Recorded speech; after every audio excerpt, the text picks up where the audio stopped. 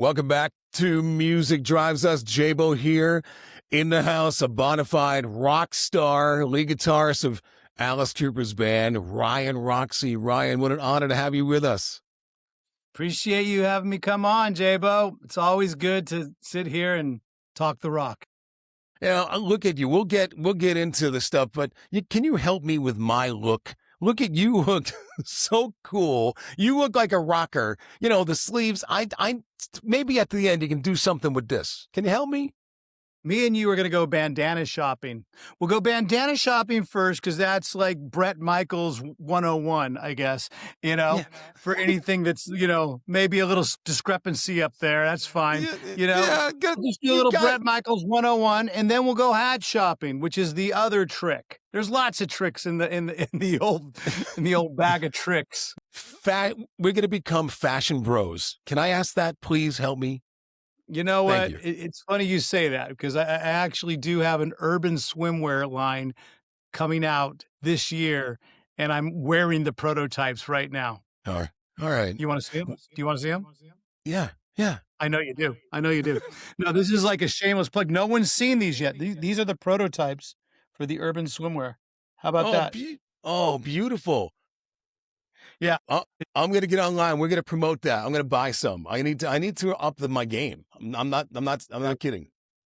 We are going for like upper price. Like we're gonna gouge the price so much that it's gonna cost so much. You're gonna say I have to buy it. Love that. I felt this is the way I should open this. All right, well, we'll get back to that. You're joining us today on Music Drives Us. You're one of our judges in our Ultimate Shredder event. That's going to be amazing. So we'll get to the technicals of that. Well, I want to talk about your System 12 teaching guitar system, talk about your music, but we got to start. I mean, I wasn't kidding when I said you're a guitar legend. You're the lead guitarist of the Alice Cooper band, on tour again. Is that like the Super Bowl of gigs? Is that like you playing in the Super Bowl? It's like having a job and getting the best boss possible because everyone knows whose name is on the marquee. He's iconic. He's a household name, Alice Cooper. But when you're on stage, he wants you to be the rock and roll star that gets up when it's time to solo and jam out a solo, and he wants you to take front and center. So he's so good with his, he's so, I guess, secure with his iconic status that he really puts everyone else in the spotlight. And I guess that's one of the most important things about being a household name is that you always make someone else, the other person in the room, feel like they're more important. Alice is really amazing at doing that. And I've just been really thankful to have him as a mentor and a boss all these years. You grew up, your mom and dad were musicians. Yes. When you were a kid, with your first guitar, did you play like Schools Out in your bedroom? No, not at all. No, of all the posters on my wall, Alice Cooper was not one of them. Motley Crue was one of them. Too Fast for Love album cover was on my wall. I think I might even had some Kiss Love Gun. I had Cheap Trick, Heaven Tonight. I had that poster on my wall. David Lee Roth from the what was the Unchained Not Women and Children First? Was that the album where he was all chained up against the fence like that? I remember like it was yesterday. But I had all those posters. Alice Cooper, I didn't discover until I moved to Los Angeles when I was about 17, turning 18. And my roommate at the time, we shared a single room apartment, smaller than this room right now. And he turned me on to Alice Cooper. And the second I heard the guitar riff of Cold Ethel, I was sold, completely sold. So I think that was a Steve Hunter, Dick Wagner riff. And, of course, the original OGs with Glenn and Michael Bruce, we always give them our credit. But, all these bands that Alice has put together throughout the year has paved the way for me to still get a paycheck because we get to play these iconic songs every night. Yeah. We had Tommy Hendrickson, your bandmate, on our show. And Tommy talks about Coop in a very special role. So we had Mickey Dolenz on our podcast. Mickey goes way back with Alice. When I've seen your interviews, you guys talk about Alice with a creative glow in your heart. Can you explain that special relationship that you have with him? Well, the thing is, I've been playing on and off with Alice since '96, and every single year we've been able to do something that's kind of even a first. But going back real quick, giving shout out to Tommy Hendrickson, who is a Hollywood vampire, but an original Hollywood vampire you just mentioned, Mickey Dolenz. He's one of the original guys that's on that plaque in the Rainbow Bar and Grill. So the relationship with Alice writing songs is one of those really special things because I'll write a riff on this couch over here, usually with not much clothing on, and it'll be like some sort of that's the best way to write guitar riffs, right? Naked and with an acoustic. Try it at a campfire; it'll work. But the thing is, you write a riff, and you think maybe this is for my own band, but maybe I'll show it to Alice, and then you show it to him, and the minute he starts singing his vocals on, it becomes an Alice Cooper song because his voice is so identifiable, and what he comes up with lyrically is very, very cool. Some of it's tongue in cheek every once in a while, but there's always sort of there's always an end game to the song, and he's just been a master at, think of how many songs he's been writing and how many co-writers he's had over the years to create these songs with him, whether it's Desmond Child or the original OGs or Steve Hunter and Dick Wagner. Like I was saying, I'm just lucky that I've been able to write songs and albums with Alice over the years. Does his inspiration seep into your own songwriting? Like I can't get better than you out of my head. We'll get to that, but Thanks. Yeah, well, Better Than You is one of my newer singles. I just put a brand new one out called Fight Another Day, and they kind of go hand in hand. But yeah, I think anytime you play with someone, there's going to be influence that's going to rub off on you, whether they have more experience, less experience. I always tell people at my guitar clinics and stuff, or when I'm ever doing an interview and the question gets asked, it's like there's something to learn from basically every musician you ever jam with.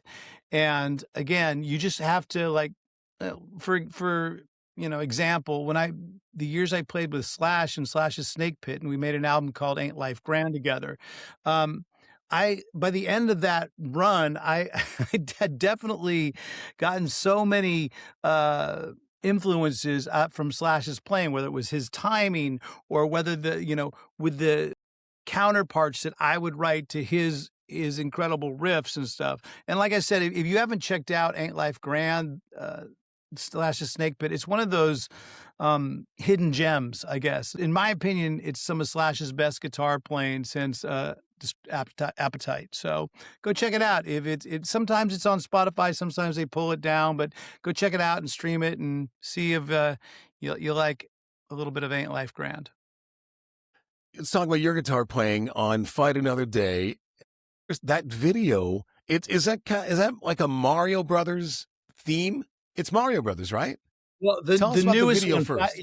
Fight Another Day is an 8-bit sort of tribute to 8-bit video games. Our video collaborator that has been coming up with these amazing concepts and putting them together, and I'll give him some ideas here and there, but I give Erwin Longray all the credit in the world. He's really, really put two incredible videos together, whether it's Better Than You or Fight Another Day. And Fight Another Day was one of those international recordings where I recorded the vocals and the guitars and down here in Cape Town, South Africa, because that's where I am right now. The drums by Trent Tican, he recorded them in Albuquerque, New Mexico. And then the piano, some Keith Weir was guested on it, and Bridget West, who did some great background vocals on it as well. They recorded their parts in Europe. We sent them all to Canada to our friend Robbie Miller, who's I've been working with on both songs, and he put it all together. So, and then once the song was mixed, mastered by Matt Marzola, did a great job of it.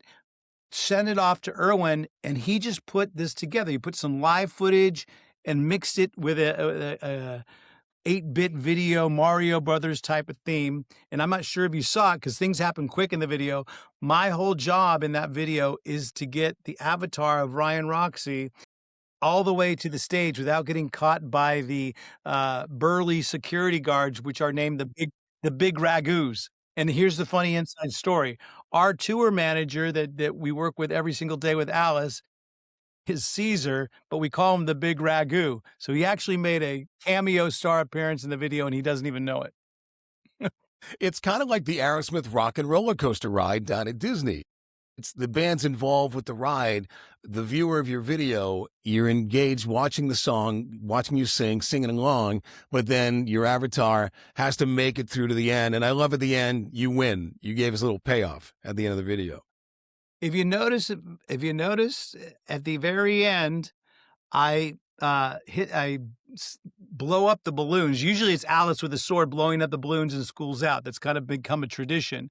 But I do that with my guitar, with my Rock and Roll Relics Revenge, and I shoot whatever comes out of the guitar, and I blow up the red, white, and blue balloons. So there's a lot of symbolism in there. Yeah. Like I said, I've always been a huge red, white, and blue American, born and bred. So I'm a big supporter of all things USA. Yeah, yeah. And then in Better Than You, I've counted so many funny Easter eggs in Better Than You. There's a Gilligan's Island. There's the Partridge Family. There's, I think I Dream of Jeannie, the animation. Literally, all these things that Simpsons. Irwin came up with. Yeah, here's the thing, because before doom scrolling, because the song was originally about doom scrolling, and then we switched the video to my generation and your generation. What was doom scrolling back in our day? It was channel surfing. Same thing. It's just we couldn't watch it later. We had to watch it in the moment. So we channel surfed, and all those shows were influences from me growing up. And that was a really fun video to make, and go check it out. I love it. And I love the theme of the doom scrolling. And again, the hook is in my head of it's such a funny but sad commentary of where we are today, because that's what happens. The song is about doom scrolling and then, anonymously commenting and judging. I'm better than you. What we do. It's what we do. Everyone thinks they're living their best life and they're better than the other person. And, and even the people scrolling, hey, you think you're better than me? No, I'm better than you. And that was the whole gist of the song. The music of the song, the melody, it's like you said, like you explained, it was either Stones and Beatles, but a little bit of glam. You had some glam, right? And a little bit of, like, I felt like Duran Duran, that hooky, quick comeback at the beginning. What do you think? I will take Duran Duran any day of the week, twice on Tuesdays, because John Taylor is the James Bond of rock and roll. I've always been a huge, like, even back in the day when they were pop stars, all us rockers looked up to them because they had every single female like adoring them, and they were riding on yachts, and they were larger than life. So even though their music might not have been as guitar heavy, even though Andy Taylor was an amazing, I thought he really added a great spark to Duran Duran. But isn't who is it?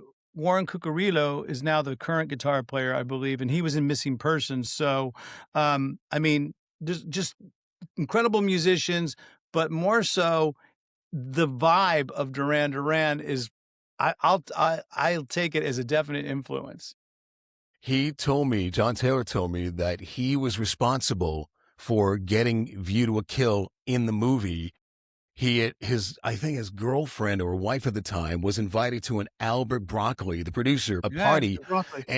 And he walked up to Broccoli saying, "When are we going to get our turn? You've had McCartney and this and that. When can we get our song?" And he said, "Well, give us a song."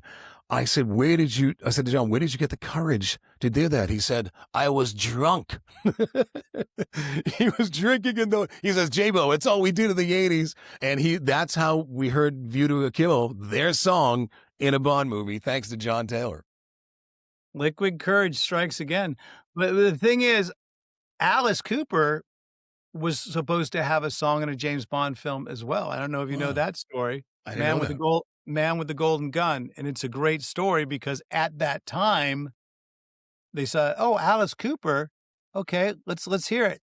And then when they heard it was Alice, "Oh, uh, we only have females sing the theme songs to James Uh, Bond films." yeah, So they had originally thought that maybe Alice Cooper, again, was Alice Cooper, Allison Cooper, or whoever, and, it didn't get chosen at that time. Of course, times changed because this was back in the '70s that, Man with the Golden Gun, but if you listen to that song, it's very much has a James Bond theme. In fact, "Halo of Flies," a song that we do from time to time in the set, has a James Bond type of vibe as well because we're all influenced by those villains, and obviously Alice Cooper is one of those villains at this point.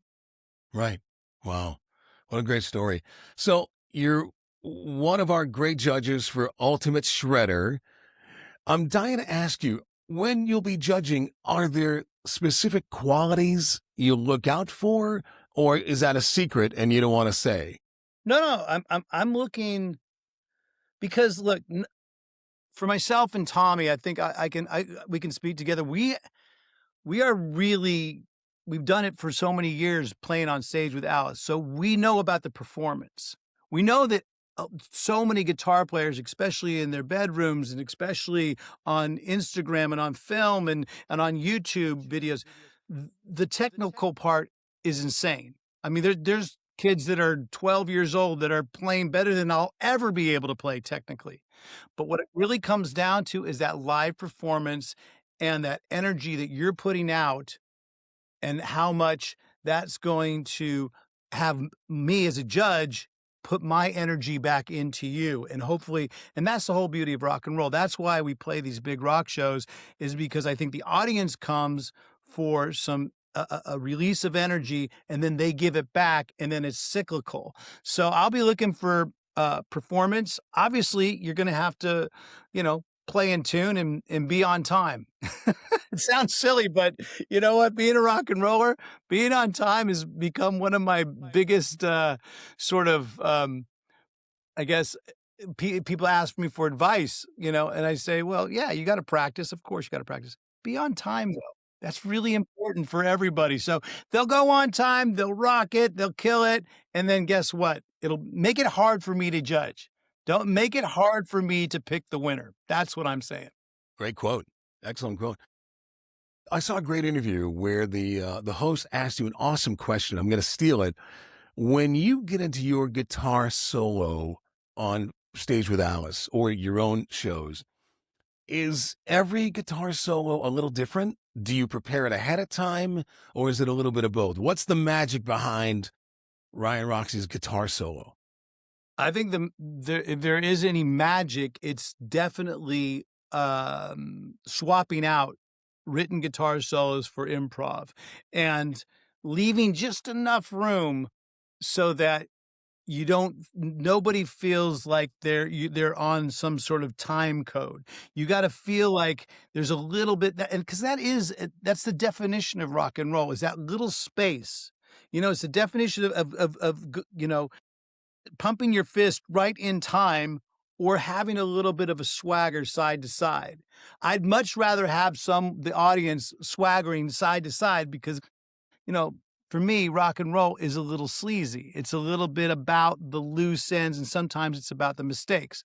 Do I sit there and write some of my solos? Absolutely. Do I try to play them to the best of my ability each and night?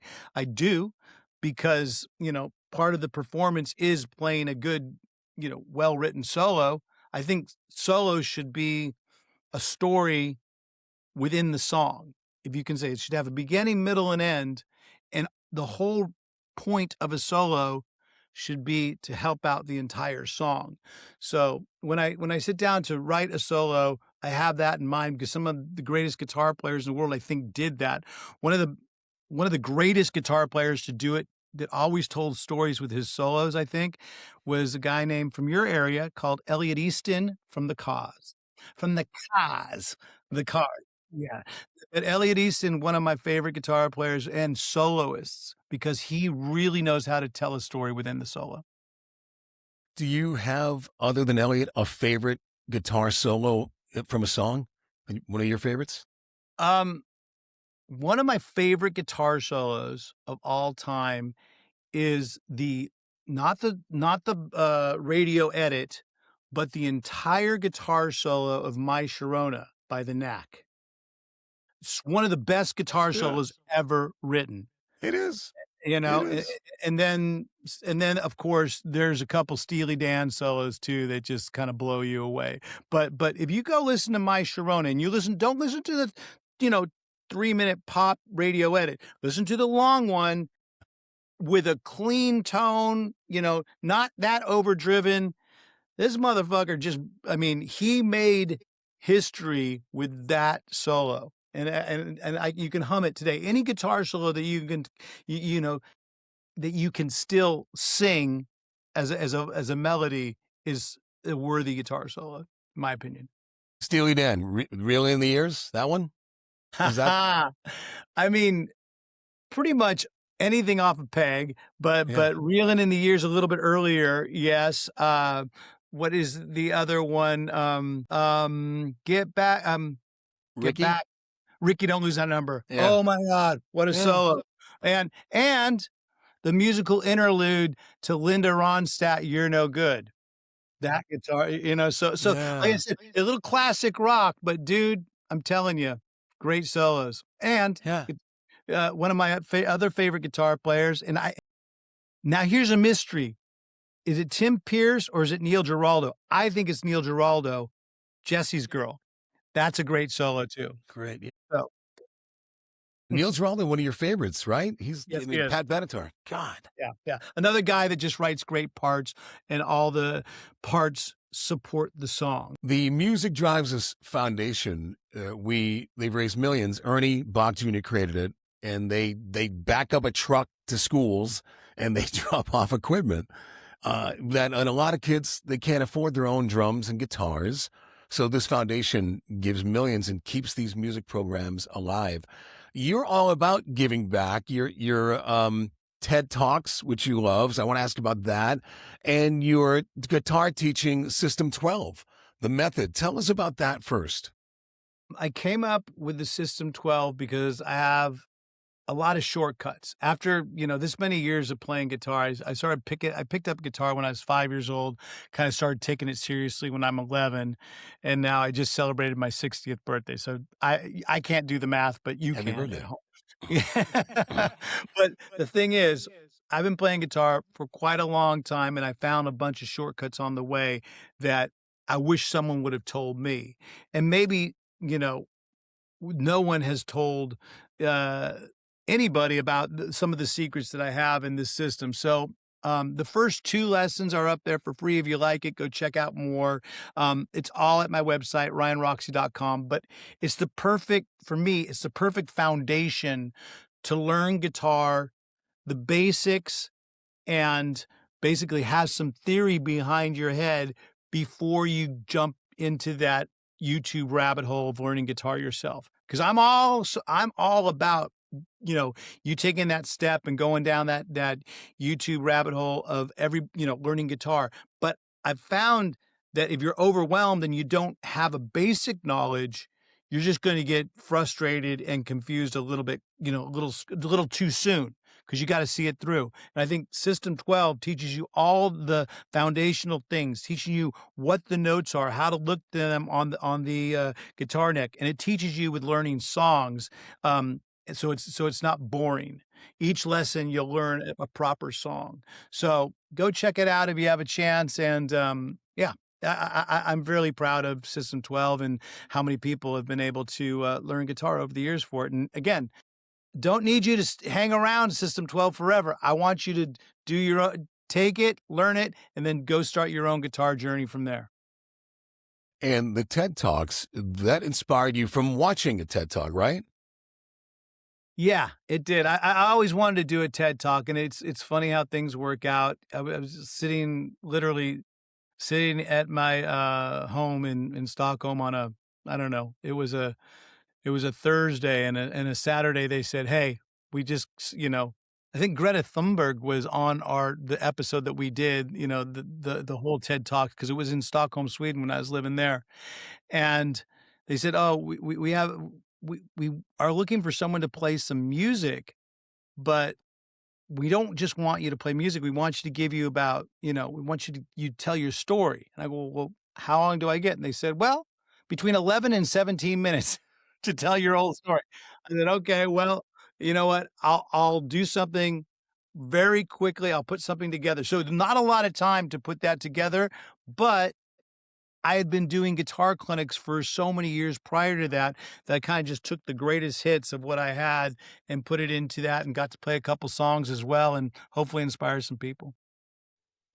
For the audience watching, young and old, but the young people that are ready to pick up a guitar, they're inspired by you, inspired by music. What where's the strength that you tap into? Because there's that uncomfortable moment, there's rejection. I mean, I came up with this quote: success and growth begins when you become comfortable with discomfort. And there's part of the success, if I've had any, being on the radio all these years, the minute you step into that bigger world, there's discomfort and rejection, and it never quite goes away, does it? Never goes away. Never goes away. You learn, like, whether you're an actor, whether you're a musician, anything in life, that it's going to be competitive. So you better find something that you like to do. So first of all, ask yourself, do I enjoy doing this? If it gives you joy to do it, then yes, accept that there's going to be competition. There's going to be some rejection. And the thing that I tell every single person is practice the 3 Ps. That's it. Practice, which everyone has to do. Every musician that gets to a certain level, or anything in life, you have to work at and get good at. So practice, persistence. When the door shuts on you, you press it open again, you kick it down. And then patience, which is probably the most important thing that most people give up too soon on their dreams. So practice, persistence, have the patience, because you're going to get your shot. If you do all those first 2 things, you have persistence and you've practiced your instrument, you're going to get that shot at one point or another. I guarantee you. That's where the patience pays off. So the 3 Ps. I love that. 3 Ps. It always takes longer, doesn't it? It always takes twice as long, right? Isn't it like doing work on your house takes twice as long and costs twice as much? Yeah. Yeah. Something like that. That's where the patience kicks in. If you can wait, I think that if that fire, the passion in your heart, the love, as you said, that's got to be bigger than the discomfort. If you can balance that, it's going to work, because that passion is that spiritual momentum you put into it. It's like a rubber band. It'll snap you, boom, into the next step to keep you going. Well, and a lot of people say, don't do it for the money, don't do it for the fame. That's bullshit. The reason why I did it for the girls to begin with when I first was growing up, because I saw all the rock stars on my wall doing it for the fame and the glory and stuff. But don't make that your driving force. Do it because it really gives you joy at first. The money, and that will come. And Yeah. I guarantee you, if you really enjoy doing what you're doing, the sort of all the other sort of things that come with it that can be bad, the notoriety. Sometimes I'm in a very lucky position where, I don't have to deal with the way Alice has to deal with it all the time, being recognized 24/7. I get to be a rock and roll star for 15 minutes before the show and 15 minutes after the show, and then I go back to being Ryan Roxie. But the thing is, like I said, do it. The main driving force, do it, is because it really brings you joy. Then, yeah, that money and girls, guys, whatever you're into, that will all come as well. All right. Great advice. Bonafide Rockstar, Ryan Roxie, thank you for being a judge on our Ultimate Shredder event, ryanroxie.com. And you got to check out Ryan's podcast as well. And then go back, because you'll see the new line of the J-Bo Ryan Roxie line of bandanas. I'm telling you, We're going bandana shopping, and right after that, we're gonna go to the hat shop. We're gonna get you covered, all right? We'll take Ernie, so we'll get a really nice hat. It'll be really nice for you. Oh, And then I'm telling you, I all the want to come. links go ahead. All the links and everything, by the way, just ryanroxie.com. If you want to check out the new music, you want to check out System 12, or you want to check out the In the Trenches podcast, it's all real simply set at ryanroxie.com. And Instagram is my social media platform of choice. So check it All out. right. Hey Appreciate it. man, thank you for this time, and it's been an honor to talk to you. And we'll get you back on, and you tell us when your new songs are coming out. We'll start again, okay? Always, J-Bo. I appreciate you having me. And again, thanks for carrying the torch of rock and roll. Thank you, Ryan. Cheers, man.